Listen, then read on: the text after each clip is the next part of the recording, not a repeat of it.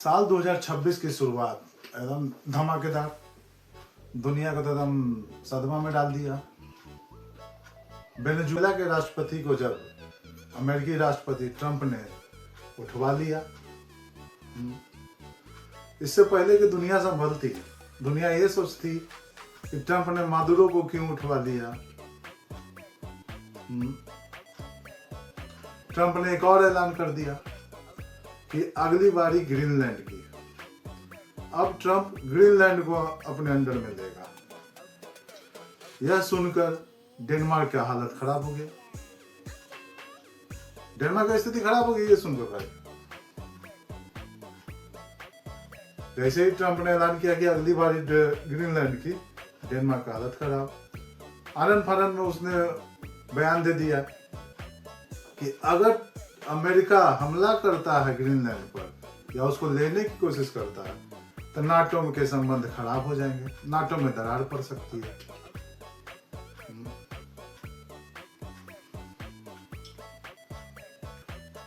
Greenland कभी Danish colony हुआ करता था, आज वो डेनमार्क के अंदर में एक ऑटोनोमस पार्ट है। डेनमार्क का एक ऑटोनोमस पार्ट है।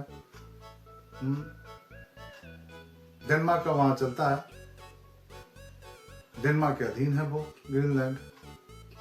यह यूरोप और नॉर्थ अमेरिका के बीच अटलांटिक महासागर में स्थित एक रणनीतिक, समझे, रणनीतिक, एकदम रणनीतिक महत्वपूर्ण द्वीप है। के बर्फीले परत में अकूत खजाने छिपे हुए हैं, अकूत। यहां से अमेरिका, रूस, चाइना, साउथ कोरिया से आने वाले मिसाइलों और जहाजों पर नजर रख सकता है और अपने सैन्य जहाजों को भेज सकता है। ग्रीनलैंड की अहमियत शीत युद्ध से ही है, कोल्ड वार से ही है। यहाँ अमेरिका का एक बड़ा सैन्य अड्डा पिट्टूपेक स्पेस है, जिसको पहले थूले एयरबेस के नाम से जानते थे। पहले थूले एयरबेस के नाम से जिसको जानता, आज उसको पिट्टूपेक कहा जाता है। पिट्टूपेक स्पेस अमेरिका का सैन्य बड़ा अड्डा है। मादुरो की गिरफ्तारी के अगले दिन ही ट्रंप ने ऐलान किया कि ग्रीनलैंड अमेरिका की सुरक्षा के लिए जरूरी है।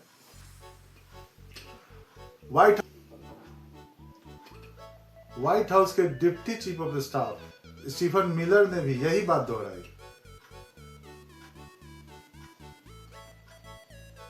ट्रंप ने एयरफोर्स वन में पत्रकारों से बातचीत करते हुए कहा कि ग्रीनलैंड इस वक्त बेहद रणनीतिक है। वहां चाइना और रसिया के जहाज देखे जा रहे हैं और डेनमार्क इसको अकेले नहीं संभाल सकता, अकेले इसकी सुरक्षा नहीं कर सकता है। तो मेरा कहना यही है कि डेनमार्क तो नाटो का हिस्सा है, और जब नाटो का हिस्सा है तो डेनमार्क अकेले कैसे है? कोई बताए मुझे, जब नाटो का हिस्सा है डेनमार्क तो ग्रीनलैंड अकेले कैसे है, डेनमार्क अकेले कैसे है? नाटो के तो आर्टिकल 5 में लिखा है ना। आर्टिकल 5 क्या कहता है नाटो को कहा कि किसी भी एक नाटो कंट्री पे हमला पूरे नाटो कंट्री पे हमला माना जाता है। तो ग्रीनलैंड अकेले कैसे हुआ? पूरे नाटो कंट्री मिलकर ना उसका सामना करेंगे भाई। तो यहाँ तो ट्रंप गलत कह रहे हैं कि ग्रीनलैंड अकेला है, डेनमार्क अकेला है और वो ग्रीनलैंड की सुरक्षा नहीं कर सकता है। यहाँ तो ट्रंप फंस गए हैं, ट्रंप यहाँ फंस चुके हैं ये बोलकर।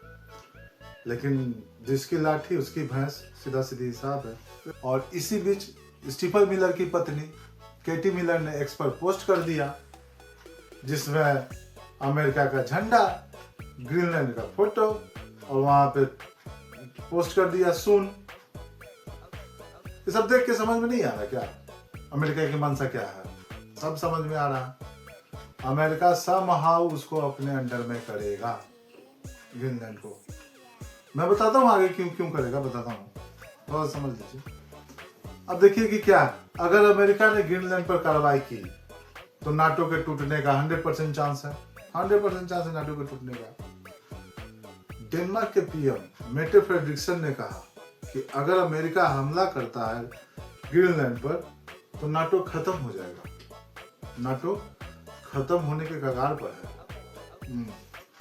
इसके बाद Britain, Italy, France, Germany, Spain, इन सब ने साझा बयान जारी किया कि ग्रीनलैंड जो है वो डेनमार्क वालों का है और उसका फैसला भी डेनमार्क के लोग करेंगे और ग्रीनलैंड के लोग करेंगे। ट्रम्प कौन होते हैं करने वाले? ट्रम्प कौन होते हैं कहने वाले कि हम ग्रीनलैंड को अपनी सुरक्षा के लिए लेंगे और डेनमार्क इसका सुरक्षा नहीं कर सकता, जबकि डेनमार्क नाटो कंट्री का सदस्य है। हद है। व्हाइट हाउस की प्रेस सेक्रेटरी कैरोलिन लेविट ने कहा कि ग्रीनलैंड अमेरिका की सुरक्षा के लिए ट्रंप की पहली प्राथमिकता है। यानी ग्रीनलैंड को हासिल करना ट्रंप का पहला प्राथमिकता है। क्यों भाई? क्योंकि अमेरिका असुरक्षित है। बताइए।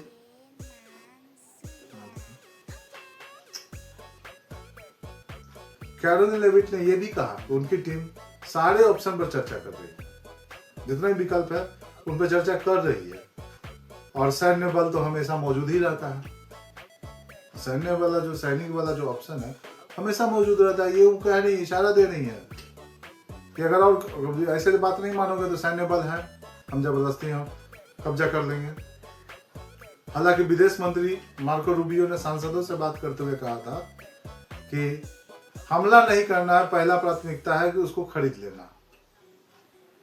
तो भाई आप पैसे से खरीद लीजिए, पैसा से मान गए तो ठीक है, ग्रीनलैंड और डेनमार्क के लोग पैसे से मान गए तो ठीक है, अदरवाइज हम हमला करेंगे। मार्को रूबियो ने यही कहा।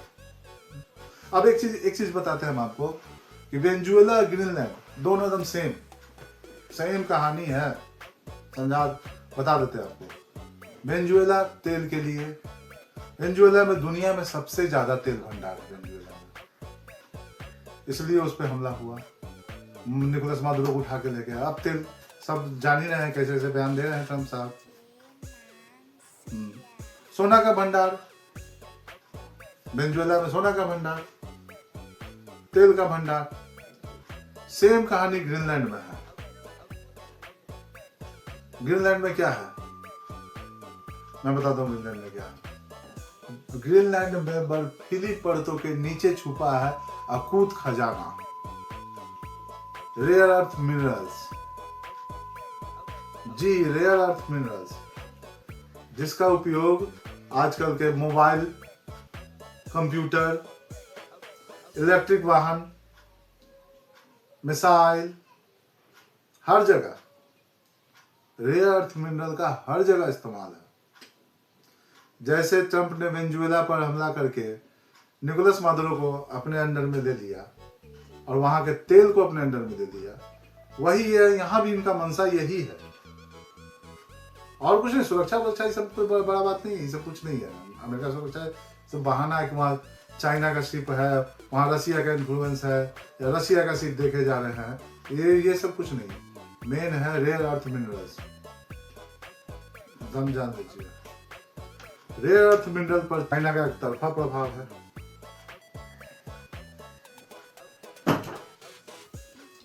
रेयर अर्थ मिनरल पर चाइना का तो एक तरफा दबदबा है और इसी आत्मनिर्भरता को अमेरिका हटाना चाह रहा है बस।